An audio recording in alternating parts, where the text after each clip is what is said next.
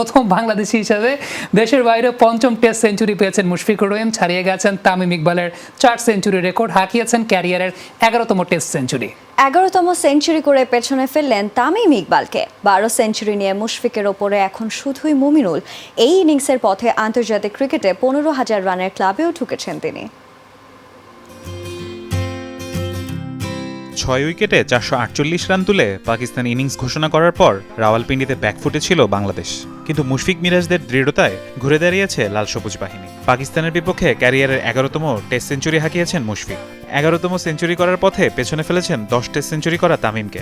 12 century নিয়ে মুশফিকের উপরে এখন শুধুই মমিনুল। দেশের হয়ে 15,000 রান করা মাত্র দ্বিতীয় বাংলাদেশি ক্রিকেটারও মুশফিক।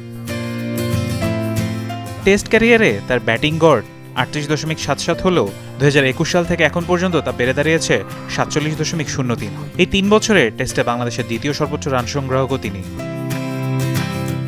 মুশফিকই টেস্টে 21 বছর ধরে পাকিস্তানের মাটিতে বাংলাদেশি ব্যাটসম্যানদের সেঞ্চুরি খরা কাটালেন। তার আগে পাকিস্তানের মাঠে টেস্টে সেঞ্চুরি ছিল হাবিবুল বাশার ও জাভেদ ওমরের। 2003 সালে করাচি টেস্টে হাবিবুল ও পেশোয়ার টেস্টে 3 অঙ্ক ছুঁয়েছিলেন জাভেদ ওমর।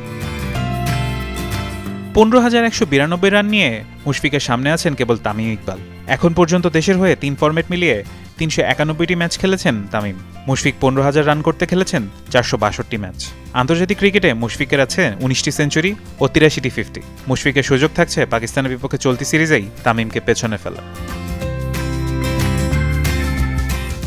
ছাড়িয়ে গেছেন দেশের বাইরে তামিম ইকবালের 4 সেঞ্চুরি রেকর্ডও। দেশের বাইরে 2013 সালে শ্রীলঙ্কার গলে 321 বলে 200 রানের অনবদ্য ইনিংস খেলেন তিনি। 2014 সালে কিংস্টনে ওয়েস্ট ইন্ডিজের বিপক্ষে করেন 243 বলে 116 রান। 2017 সালে নিউজিল্যান্ডের ওয়েলিংটনে খেলেন 260 বলে 159 রানের দুর্দান্ত এক ইনিংস। ফেব্রুয়ারিতে হায়দ্রাবাদে ভারতের বিপক্ষে করেন 262 বলে 127 রান। অথচ আঙ্গুলে ব্যথা নিয়ে রাওয়ালপিন্ডি টেস্ট খেলতে নেমেছিলেন মুশফিক। মিস্টার ডিপেন্ডেবলের তকমাটা দারুণ মানায় তাকে। 1.5 যুগেরও বেশি আন্তর্জাতিক ক্যারিয়ার মুশফিকুর রহিমের। এই মিডল অর্ডার ব্যাটসম্যানের হাত ধরে পাকিস্তানের রচিত হোক নতুন কোনো ইতিহাস। ফারহান ইহসান, যমুনা স্পোর্টস।